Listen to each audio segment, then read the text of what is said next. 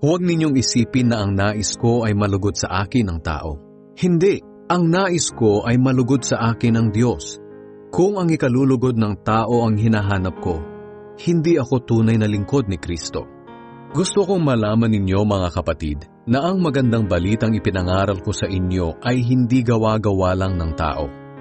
At hindi ko rin ito tinanggap o natutunan mula sa mga tao, kundi ipinahayag mismo sa akin ni Hesukristo.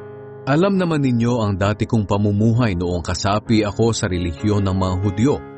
Inusig ko ng lubos ang iglesia ng Diyos at sinikap ko itong lipulin. At tungkol naman sa pagsunod sa relihiyon ng mga Hudyo, nahigitan ko ang marami sa mga kaedad ko dahil tapat kong sinunod ang mga tradisyong nanggaling pa sa mga ninuno namin.